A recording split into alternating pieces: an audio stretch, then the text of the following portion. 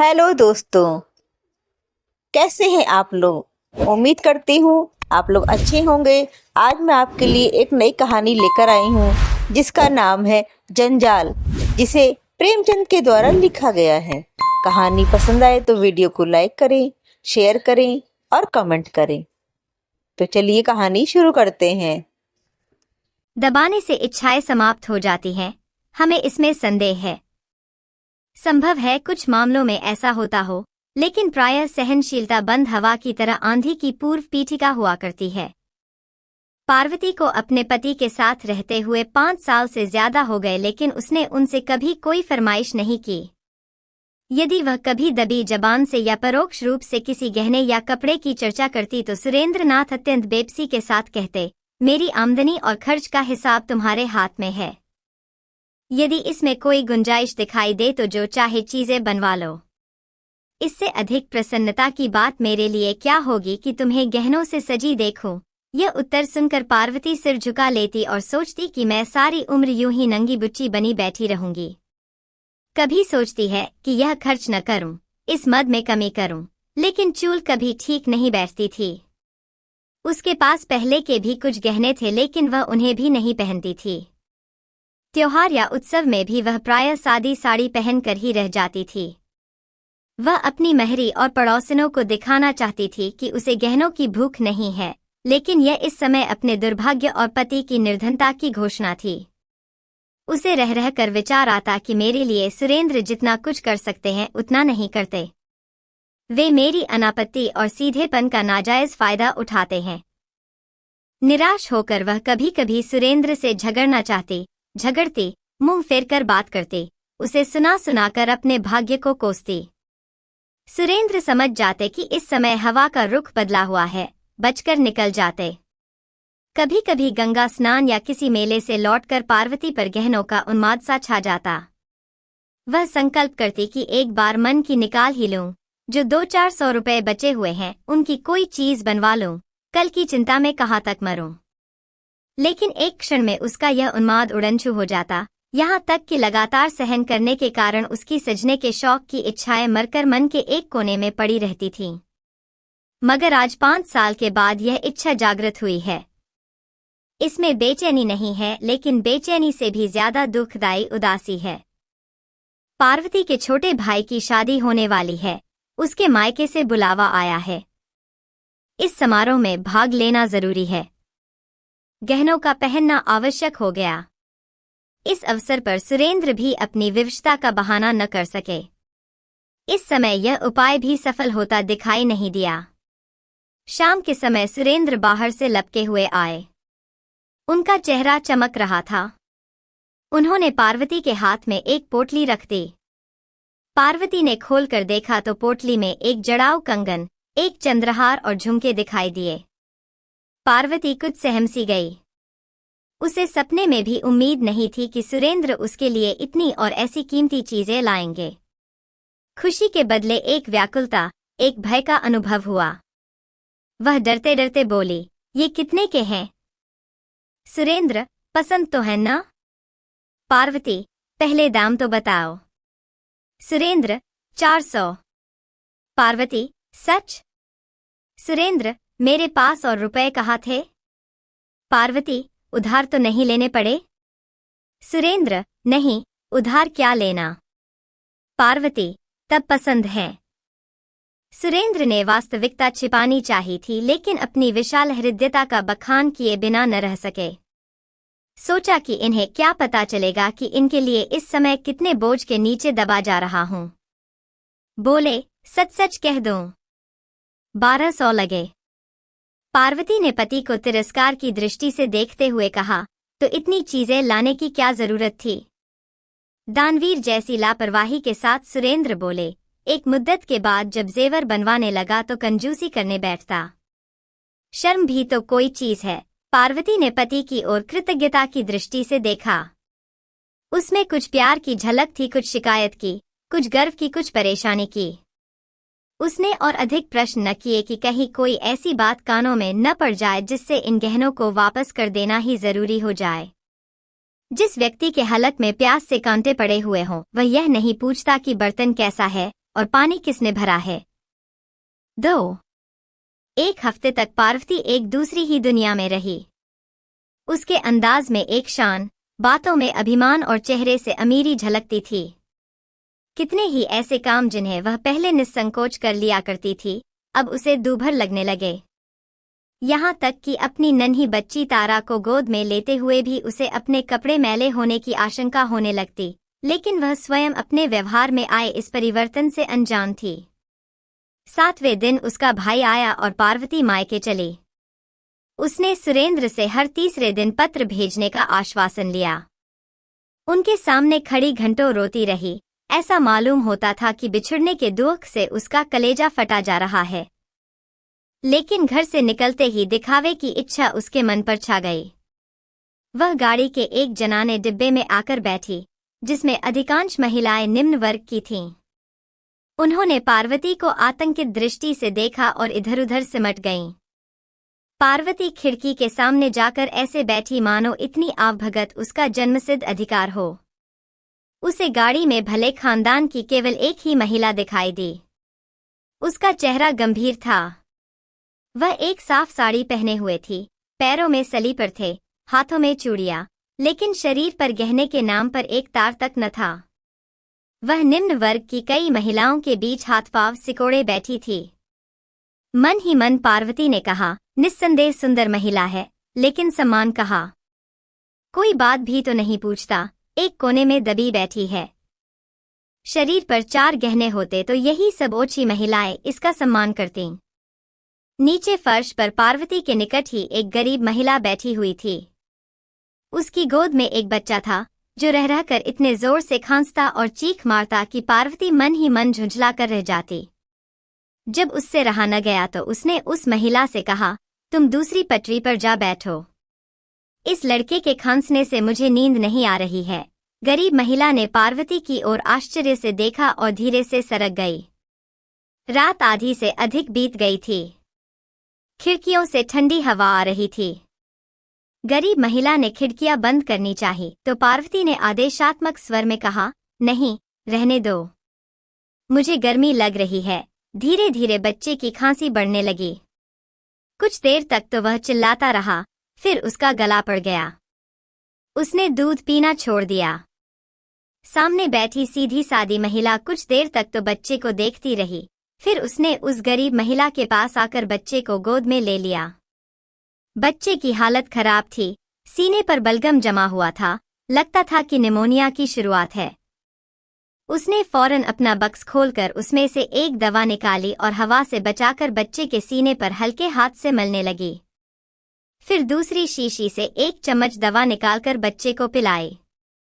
गाड़ी की सब महिलाएं आकर बच्चे के निकट खड़ी हो गईं।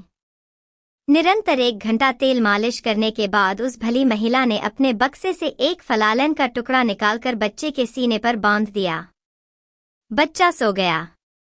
वह रात के 3 बजे तक बच्चे को गोद में लिए 1-1 घंटे पर दवा पिलाती रही। बच्चे ने दूध पीना शुरू किया। उसके गले की घरघराहट रुक गई और वह मौत के फंदे से निकल आया। बच्चे की मां अपनी उपकारिणी के पांवों पर गिर पड़ी और रो रो कर उसे धन्यवाद देने लगी। इलाहाबाद में पार्वती और वह सीधी सादी महिला दोनों उतरीं। पार्वती का भाई आकर कुलियों को पुकारने लगा। जब कोई कुली न आया तो पार्वती को ही अपने संदूक, बिस्तर आदि उतार कर भाई को देने पड़े। उसकी रेशमी जाकेट चिरक गई। उधर उस गंभीर सीधी सादी महिला ने जैसे ही अपना बिस्तर उठाया तो लपक कर एक महिला ने उसके हाथों से बिस्तर ले लिया, दूसरी ने उसका संदूक उतार लिया, तीसरी ने उसका दवाओं का बक्स उठाया और कई महिलाएं उसे धर्मशाला तक पहुंचाने आईं।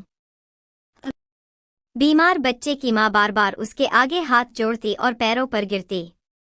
दूसरी महिलाएं भी उससे गले मिलीं। ऐसा लगता था मानो वे अपने किसी आत्मीय से बिछुड़ रही हों। लेकिन किसी ने पार्वती की बात भी न पूछी। उसके जाने से सब महिलाओं को सच्ची खुशी हुई, मानो सिर से एक बला ही टल गई। अब उन्हें जरा कमर सीधी करने की जगह तो मिलेगी। बीमार बच्चे की मां ने तो उसे घृणा की दृष्टि से देखा और मन ही मन उसे जी भरकर कोसा। पार्वती ने मन में कहा, इस सीधी सादी औरत ने तो अच्छा ही रंग जमा लिया। सभी महिलाएं अनुचरी बन गईं, मानो कोई मंत्र ही फूंक दिया हो।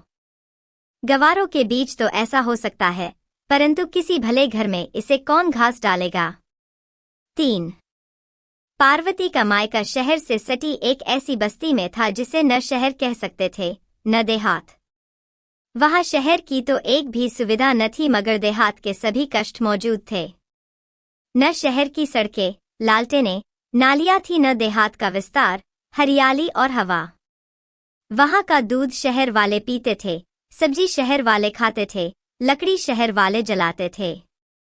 वहां के मजदूर काम करने शहर में जाते थे।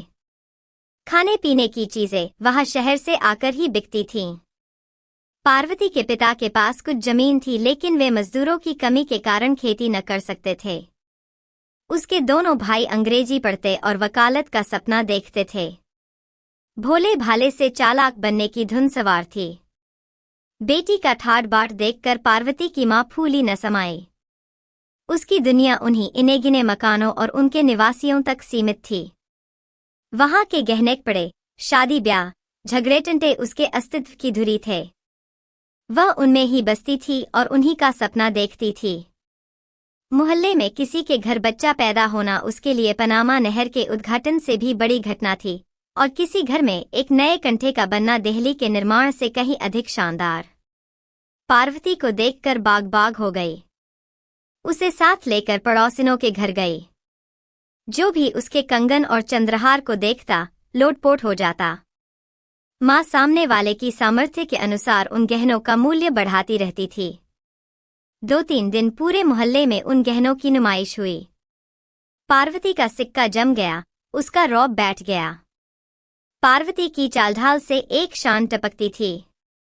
वह खाना खाने बैठती तो नाक सिकोड़ लेती, घी बेस्वाद है, पानी पीती तो मुंह बनाकर, ठंडा नहीं है। मां सबको सुना सुना कर कहती, भला इनसे पूछो, घर का सास सुख यहाँ कहाँ मिलेगा। वहां अपने मन का खाती थी, अपने मन का पहनती थी।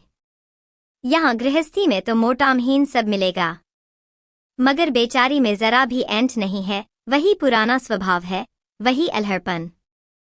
पार्वती की बिटिया तारा पूरे मोहल्ले की गुड़िया बनी हुई थी। सभी छोटे बड़े उसे गोद में उठाते और प्यार से चूमते। कोई कहता, बेटी यह हंसली हमको दे दो, तो तारा तोतली बोली में कहती, हमारी है। कोई पूछता, बेटी ये कड़े किसने बनवाए हैं? तारा कहती, मेले बाबूजी ने। शादी का दिन निकट आ गया। रस्म रिवाज होने लगे। मोहल्ले की औरतें बन सवर कर आने लगीं, लेकिन पार्वती उन सब की रानी लगती थी। सभी औरतों की दृष्टि उसके कंगन, चंद्रहार और झुमकों पर ही टिकी रहती। सब उससे दबती, उसका लिहाज करते, उसकी हाँ में हाँ मिलाते। पार्वती को यह सम्मान केवल अपने गहनों के बल पर ही मिल रहा था। बारात चलने के दिन न्योते में सुरेंद्रनाथ भी आए। जब वे शाम के समय घर में गए तो मुस्कुराकर पार्वती ने कहा, आज जी चाहता है कि तुम्हारी पान फूल से पूजा करूं। मुस्कुराकर सुरेंद्र ने कहा, बना रही हो? पार्वती, नहीं, सच कहती हूं। इस समय मन यही चाहता है। तुम्हारे इन गहनों ने मेरा बोलबाला कर दिया। सारे मोहल्ले में धाक जम गई, सबकी सब पानी भरती हैं। ये न होते तो झूठे भी कोई बात न पूछता। अपनी जमा अपने घर में है, लेकिन नेकनामी मुफ्त। ऐसा सौदा और क्या होगा? सुरेंद्र, मैं जानता तो 2-1 चीजें और ले लेता। पार्वती, ओह, तब तो सारे मोहल्ले में मैं होती। औरत की इज्जत गहने पड़े से होती है, नहीं तो अपने माँ बाप भी आंख से गिरा देते हैं। सुरेंद्र पछताए कि और गहने क्यों न खरीद लिए। भले ही 200-400 और उधार हो जाते, इसकी लालसा तो मिटती। 4. पार्वती को मायके में रहते 2 महीने हो गए। सुरेंद्र को दफ्तर से छुट्टी न मिली कि आकर ले जाते। शादी का सब काम पूरा हुआ, मेहमान विदा हो गए, सन्नाटा छा गया। धीरे धीरे पड़ोसिनों का आना जाना भी बंद हुआ। पार्वती के गहनों के 4 दिन के साम्राज्य का अंत हो गया। वही गहने थे, वही कपड़े, मगर अब उन्हें देखने में क्या आनंद आता। अब पूरे दिन पार्वती अकेली बैठी रहती। कभी कोई औरत मिलने आ भी जाती तो बस 2-4 बातें करके ही अपनी राह लेती। किसी को भी अपने घर के कामकाज से फुर्सत न थी। यह अकेलापन पार्वती को बहुत अखरता। मायके से उसका मन उचाट हो गया। उसे पता चल गया कि नित्य नए गहने बनते रहने से ही उसकी बात बनी रह सकती है। पुराने तमाशे को कोई मुफ्त में भी नहीं देखता। कोर में खाज यह हुई कि और भी कई घरों में उसके जैसे गहने बनने लगे। यहाँ तक कि एक मंझले शौकीन बनिए ने, जिसे नमक के काम में बड़ा भारी लाभ हुआ था, कलकत्ते के बने हुए कंगन और हार मंगवाए, जिन्होंने पार्वती का रंग फीका कर दिया। रहीस ही बात भी जाती रही। रेत की दीवार भर भराकर ढह गिरी। एक दिन पार्वती अकेली बैठी सुरेंद्र को पत्र लिख रही थी कि अब यहाँ जरा सा भी मन नहीं लगता। 2 दिन की छुट्टी मिले तो मुझे ले जाओ। इतने में उसकी बचपन की सहेली बागेश्वरी उससे मिलने आई। वह पार्वती के साथ खेली हुई थी। उसका ब्याह एक गरीब खानदान में हुआ था, लेकिन उसके पति ने रंगून जाकर खूब पैसा कमाया और 4-5 साल के बाद लौटा तो पत्नी के लिए एक मोतियों का हार लेता आया। बागेश्वरी आज ही मायके आई थी। पार्वती ने उसका मोतियों का हार देखा तो आंखें खुल गईं। 2000 से कम का नहीं होगा। पार्वती ने उसकी प्रशंसा तो की, लेकिन उसका दिल बैठा जाता था, जैसे कोई ईर्ष्यालु कवि अपने नौसिखिए प्रतिद्वंद्वी की कला की प्रशंसा करने में कंजूसी करे। यह रोग पार्वती की आत्मा में घुन की तरह लग गया। उसने दूसरों के घर आना जाना छोड़ दिया, मन मारे अपने घर में ही बैठी रहती। उसे ऐसा लगता था कि अब औरतें, यहाँ तक कि उसकी माँ भी उसे तिरस्कार की दृष्टि से देख रही हैं। पहले गहनों की चर्चा में उसे एक विशेष आनंद मिलता था, अब वह भूलकर भी गहनों की चर्चा नहीं करती। मानो अब उसे इस संबंध में मुंह खोलने का भी मन न हो। आखिरकार एक दिन उसने अपने सब गहने उतारकर बक्से में रख दिए और ठान लिया कि इन्हें खोलूंगी नहीं। उसे इन गहनों के खरीदने पर पछतावा होने लगा। दिखावे की चाह में जिंदगी के सुख चैन में बेकार खलल पड़ गया। वह बिना गहनों के ही अच्छी थी कि यह मुफ्त की उलझन तो नहीं थी। घर के रुपए गवाकर यह सिरदर्द खरीदना बड़ा महंगा सौदा है। 30 के दिन पार्वती की मां ने कहा, बेटी, आज मोहल्ले की सब औरतें स्नान करने जा रही हैं। तुम भी चलोगी? पार्वती ने उपेक्षा से कहा, नहीं, मैं नहीं जाऊंगी। मां, चलती क्यों नहीं? बरस बरस का त्योहार है, सब अपने मन में क्या कहेंगी? पार्वती, जो चाहे कहें, मैं तो जाऊंगी नहीं। बीमार बच्चे की मां बार बार उसके आगे हाथ जोड़ती और पैरों पर गिरती। दूसरी महिलाएं भी उससे गले मिलीं। ऐसा लगता था मानो वे अपने किसी आत्मीय से बिछुड़ रही हों। लेकिन किसी ने पार्वती की बात भी न पूछी।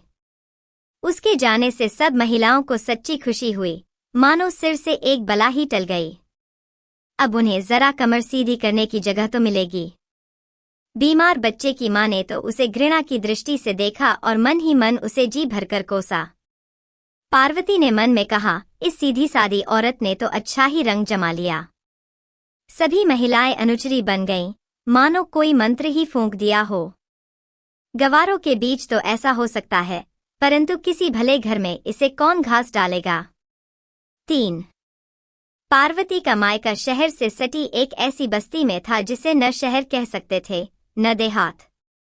वहां शहर की तो एक भी सुविधा न थी, मगर देहात के सभी कष्ट मौजूद थे। न शहर की सड़कें, लालटेनें, नालियां थी, न देहात का विस्तार, हरियाली और हवा। वहां का दूध शहर वाले पीते थे, सब्जी शहर वाले खाते थे, लकड़ी शहर वाले जलाते थे। वहां के मजदूर काम करने शहर में जाते थे। खाने पीने की चीजें वहां शहर से आकर ही बिकती थीं। पार्वती के पिता के पास कुछ जमीन थी, लेकिन वे मजदूरों की कमी के कारण खेती न कर सकते थे। उसके दोनों भाई अंग्रेजी पढ़ते और वकालत का सपना देखते थे। भोले भाले से चालाक बनने की धुन सवार थी। बेटी का ठाट बाट देखकर पार्वती की मां फूली न समाई। उसकी दुनिया उन्हीं इने गिने मकानों और उनके निवासियों तक सीमित थी। वहां के गहने पड़े, शादी ब्याह, झगड़े टंटे उसके अस्तित्व की धुरी थे। वह उनमें ही बसती थी और उन्हीं का सपना देखती थी। मोहल्ले में किसी के घर बच्चा पैदा होना उसके लिए पनामा नहर के उद्घाटन से भी बड़ी घटना थी, और किसी घर में एक नए कंठे का बनना दिल्ली के निर्माण से कहीं अधिक शानदार। पार्वती को देखकर बाग बाग हो गई। उसे साथ लेकर पड़ोसिनों के घर गई। जो भी उसके कंगन और चंद्रहार को देखता लोटपोट हो जाता। माँ सामने वाले की सामर्थ्य के अनुसार उन गहनों का मूल्य बढ़ाती रहती थी। 2-3 दिन पूरे मोहल्ले में उन गहनों की नुमाइश हुई। पार्वती का सिक्का जम गया, उसका रौब बैठ गया। पार्वती की चालढाल से एक शान टपकती थी। वह खाना खाने बैठती तो नाक सिकोड़ लेती, घी बेस्वाद है, पानी पीती तो मुंह बनाकर, ठंडा नहीं है। माँ सबको सुना सुना कर कहती, भला इनसे पूछो, घर का सास सुख यहाँ कहाँ मिलेगा। वहाँ अपने मन का खाती थी, अपने मन का पहनती थी। यहाँ गृहस्थी में तो मोटामहीन सब मिलेगा, मगर बेचारी में जरा भी ऐंठ नहीं है, वही पुराना स्वभाव है, वही अलहड़पन। पार्वती की बिटिया तारा पूरे मोहल्ले की गुड़िया बनी हुई थी। सभी छोटे बड़े उसे गोद में उठाते और प्यार से चूमते। कोई कहता, बेटी यह हंसली हमको दे दो, तो तारा तोतली बोली में कहती, हमारी है। कोई पूछता, बेटी ये कड़े किसने बनवाए हैं? तारा कहती, मेरे बाबूजी ने। शादी का दिन निकट आ गया। रस्म रिवाज होने लगे। मोहल्ले की औरतें बन सवर कर आने लगीं, लेकिन पार्वती उन सब की रानी लगती थी। सभी औरतों की दृष्टि उसके कंगन, चंद्रहार और झुमकों पर ही टिकी रहती। सब उससे दबती, उसका लिहाज करते, उसकी हाँ में हाँ मिलाते। पार्वती को यह सम्मान केवल अपने गहनों के बल पर ही मिल रहा था। बारात चलने के दिन न्योते में सुरेंद्रनाथ भी आए। जब वे शाम के समय घर में गए तो मुस्कुराकर पार्वती ने कहा, आज जी चाहता है कि तुम्हारी पान फूल से पूजा करूं। मुस्कुराकर सुरेंद्र ने कहा, बना रही हो? पार्वती, नहीं, सच कहती हूं। इस समय मन यही चाहता है। तुम्हारे इन गहनों ने मेरा बोलबाला कर दिया। सारे मोहल्ले में धाक जम गई, सबकी सब पानी भरती हैं। ये न होते तो झूठे भी कोई बात न पूछता। अपनी जमा अपने घर में है, लेकिन नेकनामी मुफ्त। ऐसा सौदा और क्या होगा? सुरेंद्र, मैं जानता तो 2-1 चीजें और ले लेता। पार्वती, ओह, तब तो सारे मोहल्ले में मैं होती। औरत की इज्जत गहने पड़े से होती है, नहीं तो अपने माँ बाप भी आंख से गिरा देते हैं। सुरेंद्र पछताए कि और गहने क्यों न खरीद लिए। भले ही 200-400 और उधार हो जाते, इसकी लालसा तो मिटती। 4 पार्वती को मायके में रहते 2 महीने हो गए। सुरेंद्र को दफ्तर से छुट्टी न मिली कि आकर ले जाते। शादी का सब काम पूरा हुआ, मेहमान विदा हो गए, सन्नाटा छा गया। धीरे धीरे पड़ोसिनों का आना जाना भी बंद हुआ। पार्वती के गहनों के 4 दिन के साम्राज्य का अंत हो गया। वही गहने थे, वही कपड़े, मगर अब उन्हें देखने में क्या आनंद आता। अब पूरे पूरे दिन पार्वती अकेली बैठी रहती। कभी कोई औरत मिलने आ भी जाती तो बस 2-4 बातें करके ही अपनी राह लेती। किसी को भी अपने घर के कामकाज से फुर्सत न थी। यह अकेलापन पार्वती को बहुत अखरता। मायके से उसका मन उचाट हो गया। उसे पता चल गया कि नित्य नए गहने बनते रहने से ही उसकी बात बनी रह सकती है। पुराने तमाशे को कोई मुफ्त में भी नहीं देखता। कोर में खाज यह हुई कि और भी कई घरों में उसके जैसे गहने बनने लगे।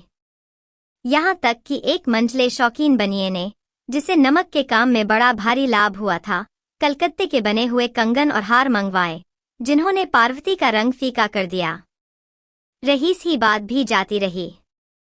रेत की दीवार भर भराकर ढह गिरी। एक दिन पार्वती अकेली बैठी सुरेंद्र को पत्र लिख रही थी कि अब यहाँ जरा सा भी मन नहीं लगता। 2 दिन की छुट्टी मिले तो मुझे ले जाओ। इतने में उसकी बचपन की सहेली बागेश्वरी उससे मिलने आई। वह पार्वती के साथ खेली हुई थी। उसका ब्याह एक गरीब खानदान में हुआ था, लेकिन उसके पति ने रंगून जाकर खूब पैसा कमाया और 4-5 साल के बाद लौटा तो पत्नी के लिए एक मोतियों का हार लेता आया। बागेश्वरी आज ही मायके आई थी। पार्वती ने उसका मोतियों का हार देखा तो आंखें खुल गईं। 2000 से कम का नहीं होगा। पार्वती ने उसकी प्रशंसा तो की, लेकिन उसका दिल बैठा जाता था, जैसे कोई ईर्ष्यालु कवि अपने नौसिखिए प्रतिद्वंद्वी की कला की प्रशंसा करने में कंजूसी करे। यह रोग पार्वती की आत्मा में घुन की तरह लग गया। उसने दूसरों के घर आना जाना छोड़ दिया, मन मारे अपने घर में ही बैठी रहती। उसे ऐसा लगता था कि अब औरतें, यहाँ तक कि उसकी माँ भी उसे तिरस्कार की दृष्टि से देख रही हैं। पहले गहनों की चर्चा में उसे एक विशेष आनंद मिलता था, अब वह भूलकर भी गहनों की चर्चा नहीं करती। मानो अब उसे इस संबंध में मुंह खोलने का भी मन न हो। आखिरकार एक दिन उसने अपने सब गहने उतारकर बक्से में रख दिए और ठान लिया कि इन्हें खोलूंगी नहीं। उसे इन गहनों के खरीदने पर पछतावा होने लगा। दिखावे की चाह में जिंदगी के सुख चैन में बेकार खलल पड़ गया। वह बिना गहनों के ही अच्छी थी कि यह मुफ्त की उलझन तो नहीं थी। घर के रुपए गवाकर यह सिरदर्द खरीदना बड़ा महंगा सौदा है। 30 के दिन पार्वती की माँ ने कहा, बेटी, आज मोहल्ले की सब औरतें स्नान करने जा रही हैं। तुम भी चलोगी? पार्वती ने उपेक्षा से कहा, नहीं, मैं नहीं जाऊंगी। माँ, चलती क्यों नहीं? बरस बरस का त्योहार है, सब अपने मन में क्या कहेंगी? पार्वती, जो चाहे कहें, मैं तो जाऊंगी नहीं। ग्वार के दिन थे। सुरेंद्र को अभी तक छुट्टी नहीं मिली थी। पार्वती ने जल भुनकर उन्हें कई चिट्ठियां लिखी थी, पर इधर 2 हफ्ते से पत्र लिखना बंद कर दिया था। उसे अपनी जिंदगी बोझ लगती थी। मोहल्ले में बुखार और चेचक का प्रकोप था, कोई किसी के घर आता जाता न था। नाश्ते के बदले घरों में काढ़ा पकता था। अस्पताल में मेला सा लगा रहता था। वैद्य और हकीम पत्थर के देवता बने हुए थे। एक दिन पार्वती की माँ ने कहा, बेटी, आज शीतला देवी आ रही हैं। चलो, उनसे मिलाए। पार्वती, शीतला देवी कौन है? माँ, यह तो नहीं जानती, मगर कभी कभी यहाँ आया करती हैं। औरत क्या है, देवी ही है। पार्वती, क्या करती हैं? माँ, यहाँ तो जब आती हैं, बीमारों की दवा दारू करती हैं और किसी से एक पैसा भी नहीं लेती। पार्वती, तो घर की मालदार होंगी? माँ, नहीं, सुनती हूँ कि सिलाई करके गुजर बसर करती हैं। ब्याह के बाद ही पति है जैसे मर गया, उसका मुंह तक नहीं देखा। तब से इसी भांति काम कर रही हैं। पार्वती, तो क्या अभी उम्र अधिक नहीं है? माँ, नहीं, अभी उम्र ही क्या है। नारायण ने जैसी शक्ल सूरत दी है, वैसा ही स्वभाव है। किसी महल में होती तो महल जगमगा उठता। ऐसी हंसमुख, ऐसी मिलनसार की पास से हटने का मन नहीं होता। जब तक यहाँ रहती है, भीड़ लगी रहती है। पूरा मोहल्ला घेरे रहता है। इतने में महरी ने आकर कहा, बहू जी, शीतला देवी आई हैं और पाठशाला में बैठी हुई लड़कियों से कुछ पूछ रही हैं। कई लड़कियों को तो इनाम भी दिए हैं। मैं भी जाती हूँ, जरा दर्शन कराम। माँ ने कहा, अरे तू पानी तो भर दे, न जाने कब तक लौटेगी। महरी, अभी लौटी आती हूँ। कहीं ऐसा न हो कि चली जाए। महरी के जाने के 1 घंटे बाद पार्वती की वही मोतियों के हार वाली सहेली आकर बोली, चलो बहन, शीतला देवी से मिलाए। मोहल्ले की सभी औरतें जा रही हैं। पार्वती को भी उत्कंठा हुई। तारा को एक अच्छी सी फ्रॉक पहना दी, परंतु स्वयं वही सादी सी साड़ी पहने हुए शीतला से मिलने चली। गहने नहीं पहने। जब दोनों सहेलियां पाठशाला में पहुंची तो औरतों और बच्चों की भीड़ जमा थी। शीतला देवी जमीन पर बैठी हुई बच्चों को देख रही थी और बक्स से निकाल कर दवा देती जाती थी। मानो पेड़ों की छाव में एक उजला कुंड था, वैसा ही मौन, गंभीर, शांतिमय और सुंदर। शीतला की आंखों से एक चित्ताकर्षक पवित्रता झलक रही थी। पार्वती ने उसे पहचान लिया। यह वही सीधी सादी महिला थी जिसे उसने गाड़ी में देखा था। पार्वती ने देखा कि इस औरत के सामने मैं कैसी निकृष्ट हूँ। और कुछ मैं ही नहीं, मोहल्ले की वे सभी औरतें जो गहनों से गोंडनी की भांति सजी हुई हैं, इस औरत के सामने सेविकाओं की भांति खड़ी हैं।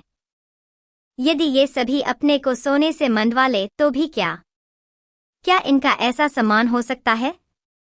इससे बात करके कौन निहाल नहीं हो जाता। और जो बीमार हैं वे तो मानो बिना दाम के ही गुलाम हैं। सचमुच इसी का नाम समान है। यह क्या कि 4 औरतें आवे और आंखें मटका कर हमारे गहनों का बखान करने लगें, मानो हमारा शरीर नहीं बल्कि गहनों की नुमाइश का मैदान ही हो।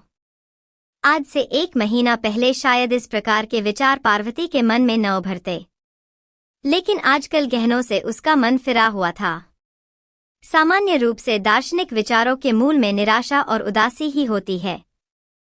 पार्वती चित्रलिखित सी खड़ी शीतला देवी का तौर तरीका, बात करने का ढंग और आत्मीयतापूर्ण व्यवहार ध्यान से देखती रही। वह सोचती थी, यह औरत कितनी सुंदर है, लेकिन इसके साथ ही इच्छाओं से कितनी मुक्त।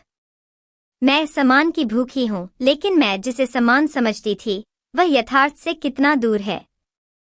मैं अभी तक छाया के पीछे ही भाग रही थी, आज उसका वास्तविक रूप दिखाई दिया है।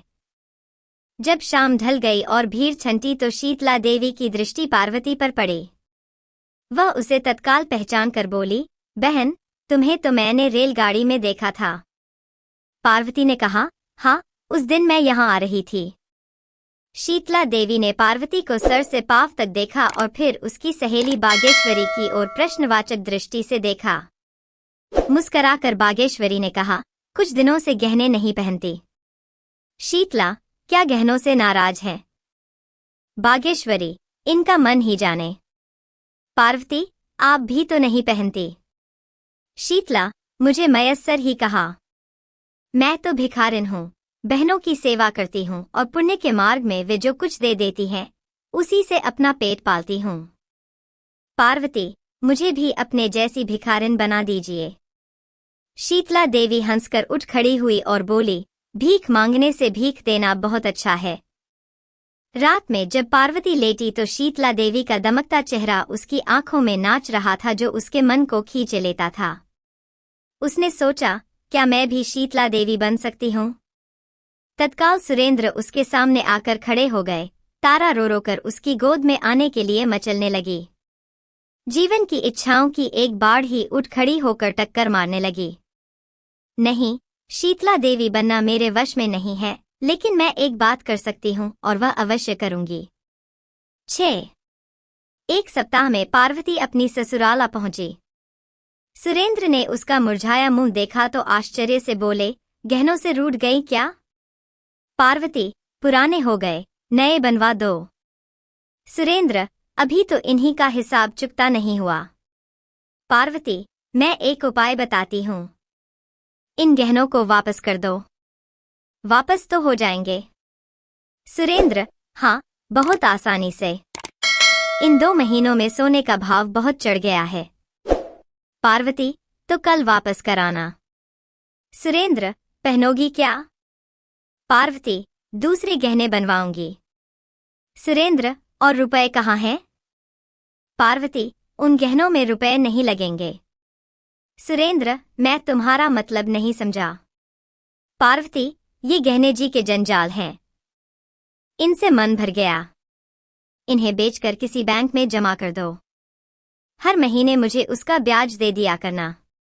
सुरेंद्र ने बात हंसी में उड़ानी चाही, लेकिन पार्वती के हाव भाव से ऐसा दृढ़ संकल्प प्रकट होता था कि वे उस विषय में गंभीरता से विचार करने पर विवश हो गए। दूसरे महीने में शीतला देवी के नाम 12 रुपए का एक गुमनाम मनीडर पहुंचा। कूपन में लिखा हुआ था, यह तुच्छ धनराशि स्वीकार कीजिए। ईश्वर की इच्छा हुई तो यह धनराशि स्थायी रूप से प्रतिमाह मिलती रहेगी। आप इसे जिस भांति चाहे खर्च करें। अब से दुआएं ही मेरा आभूषण होंगी। ये धातु के टुकड़े तो जी के जंजाल हैं, इनसे मेरा मन भर गया है।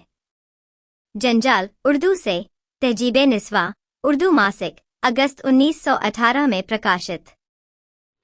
तो दोस्तों, कैसी लगी आपको हमारी ये कहानी? हमें कमेंट करके ज़रूर बताइएगा।